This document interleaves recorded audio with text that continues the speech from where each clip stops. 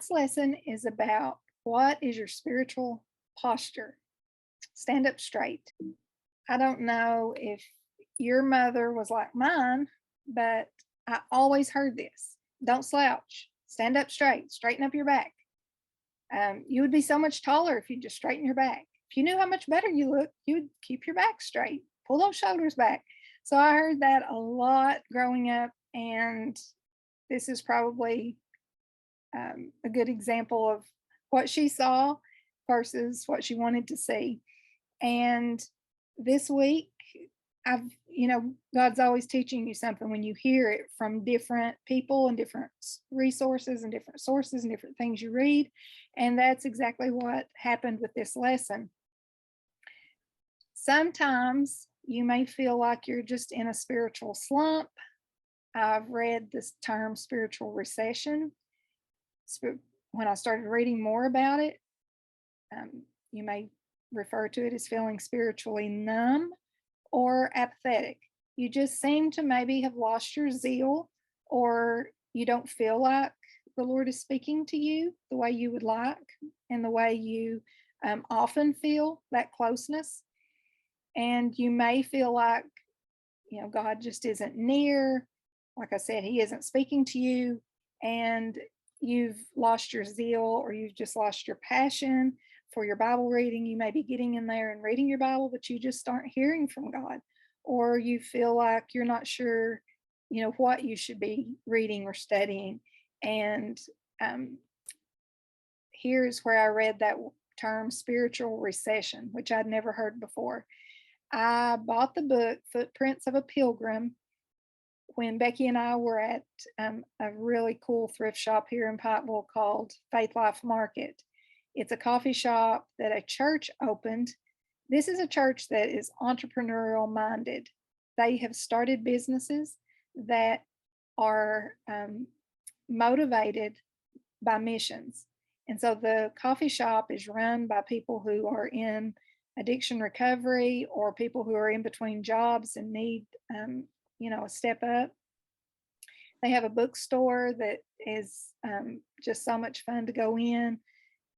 Books are 50 cents, and they have a thrift shop in there, and then items made by local artisans. So it is just like the perfect little shop you can ever want to go in.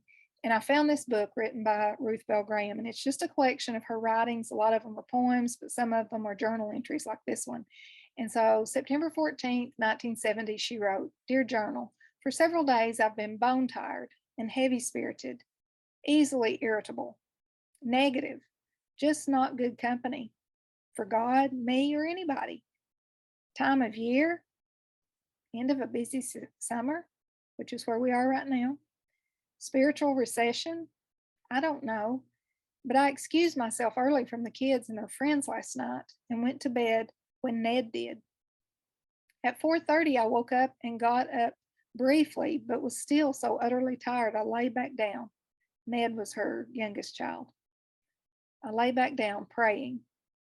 In half an hour, I felt better, so I got up and made a cup of coffee.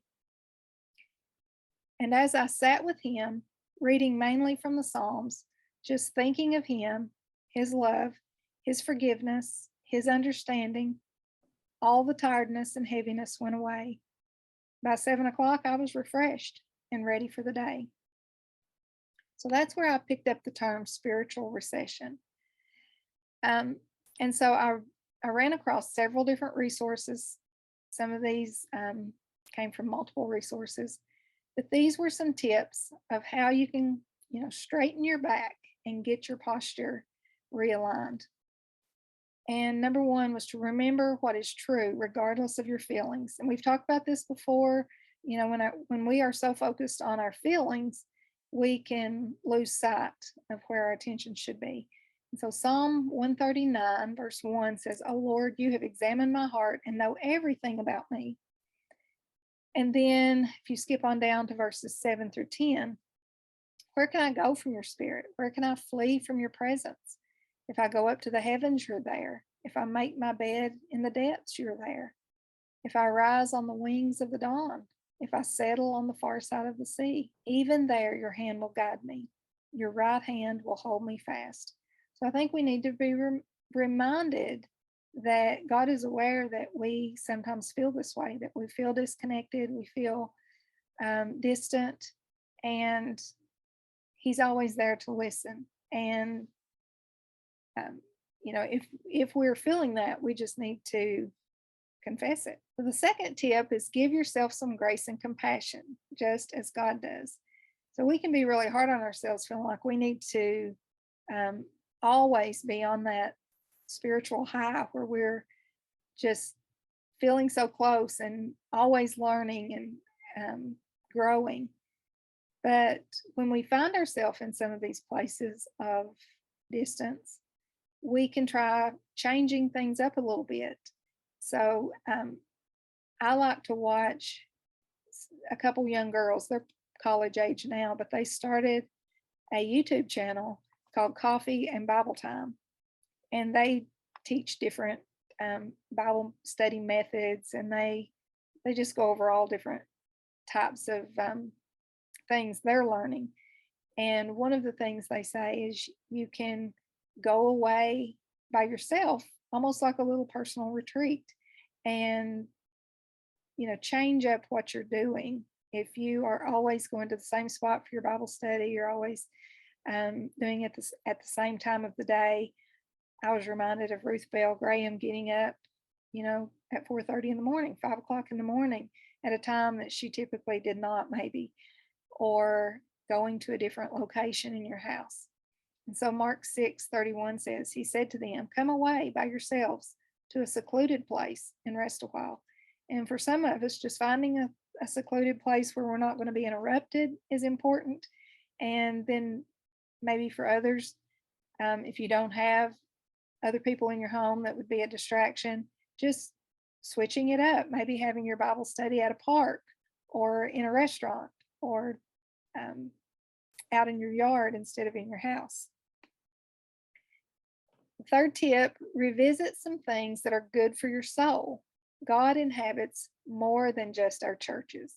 And I thought this was a great reminder that we get into such a routine. It kind of follows with number 2. But what do you enjoy doing that, it's a non religious thing, just like taking a walk or reading a good book, just like this poetry book by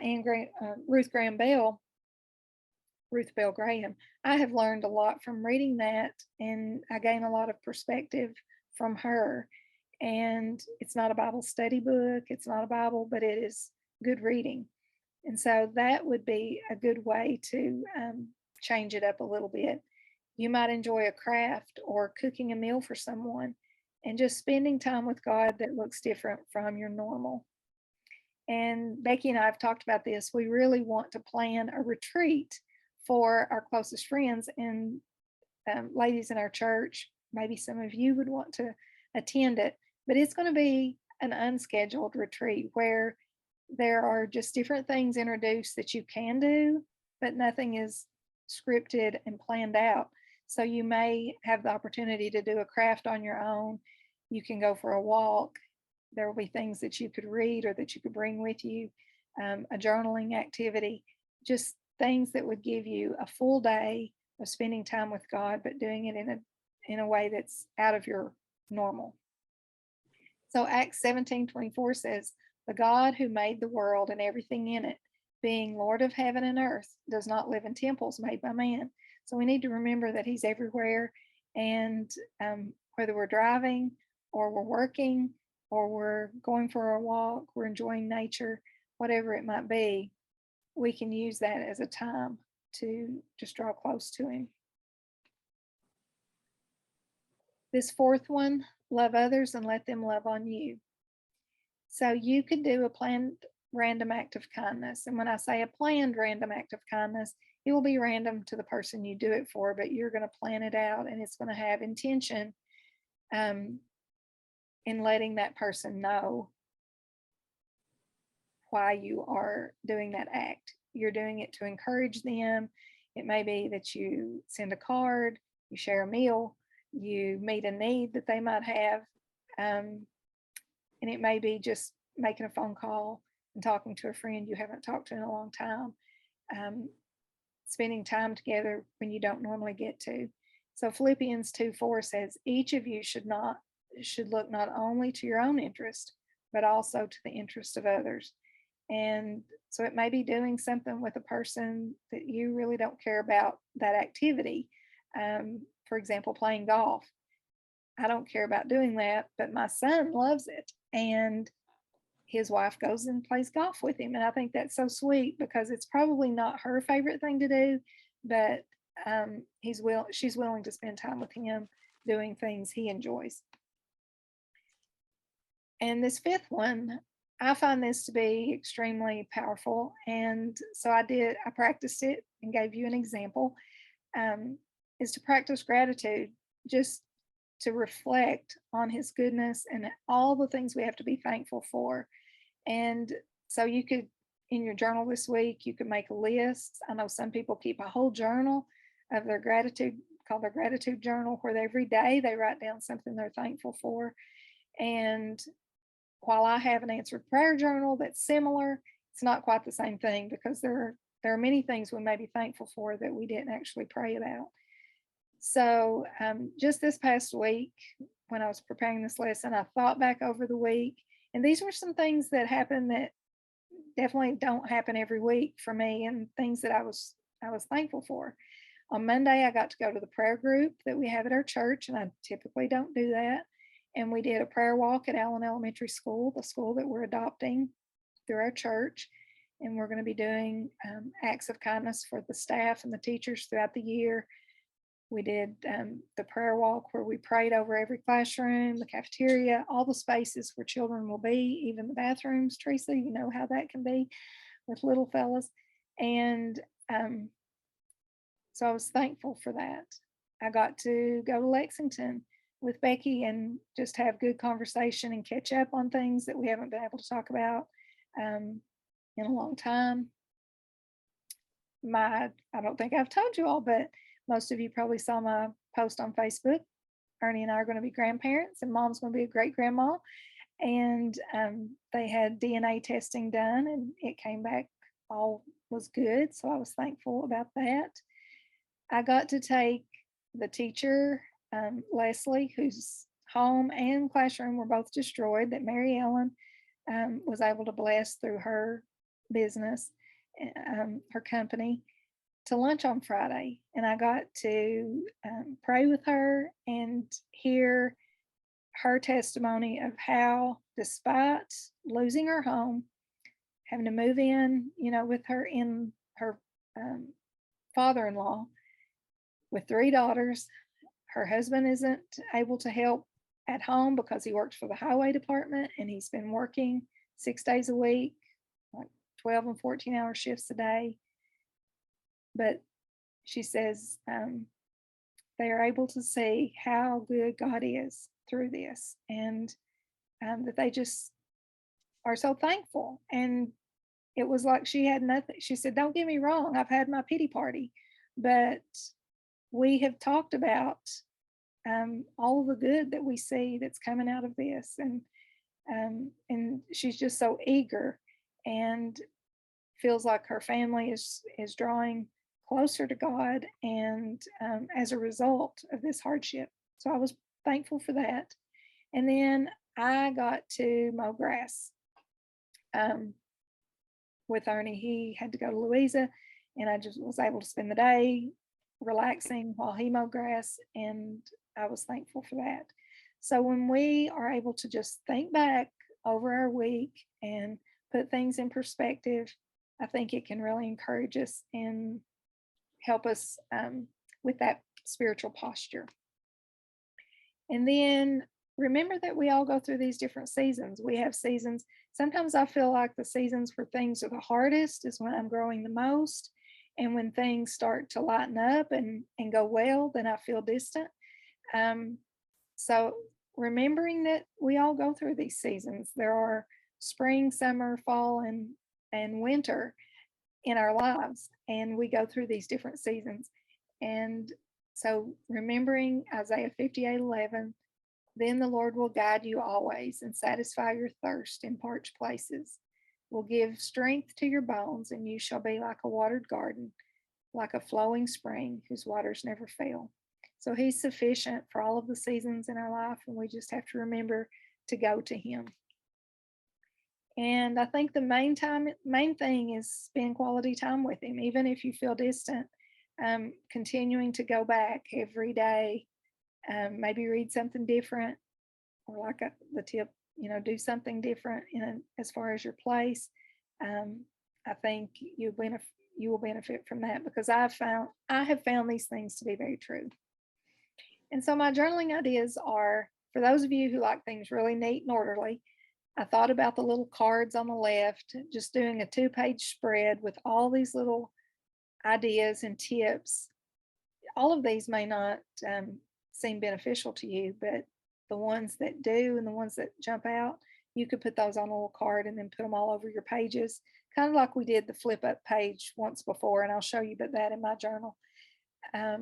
You could also put the scriptures on those little cards. But I'm going to be doing the collage like on the right. I love the messy, scrappy collage look. I really like how there's a picture there, and then the person has journaled just random thoughts, or you could write scriptures, your different thoughts. You could type it out, you could put it on there, and just make it a hodgepodge of different things. So that's what I'm going to do, and I'll show you.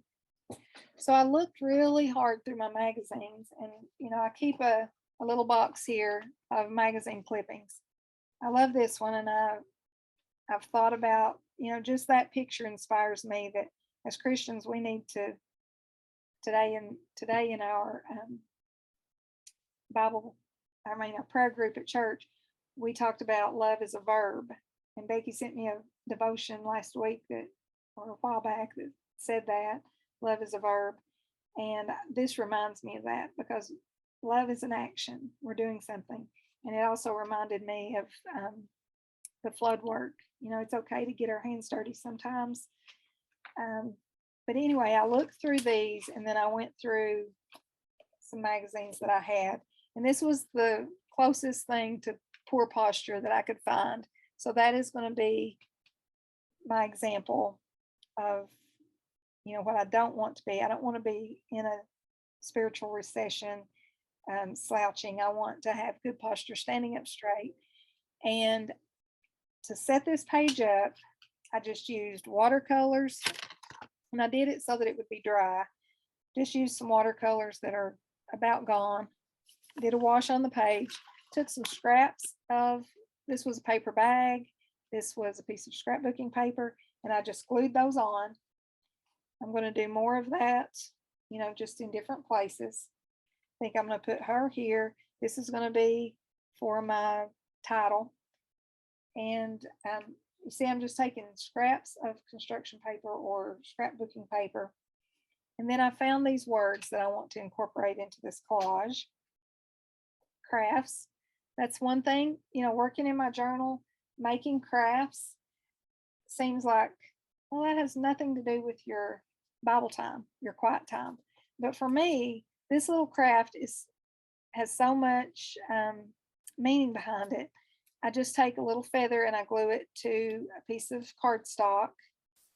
This has a piece of magazine paper on the back that came out of a quilting catalog. I glue those together, I glue the feather down, and then I take a piece of plastic that comes on anything you buy. When you buy things and it's got the cellophane wrapper, I save those and I stitch around it. And then on the back, I write Psalms 91:4. He will cover you with his feathers, and under his wings you will find refuge. His faithfulness will be your shield and rampart. And I write that on there, and I give it to people, just like those teachers who lost their, had their homes flooded. And everyone who gets one of these just loves it. And I love giving it, because you're giving them a reminder. Whatever book they stick that in, they're going to be reminded every time they pull it out that God is their refuge. And so that is what this word crafts means to me. It's not just crafting for the sake of crafting. I'm going to put that in there. Genuine love for others.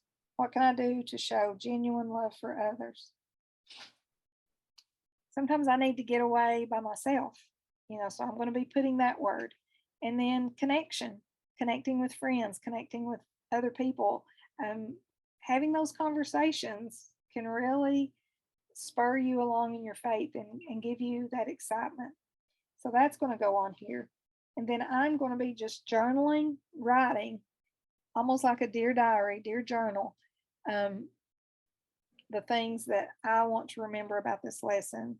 For example, um, changing up what I typically do.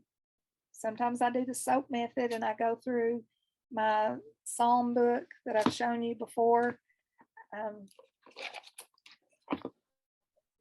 and I learn from that. And it's so beneficial to me to go through that. But I don't do that every single day because I feel like if I did, it would, what happens is I end up not getting as much out of it. And so for that reason, I hope this lesson is helpful to you.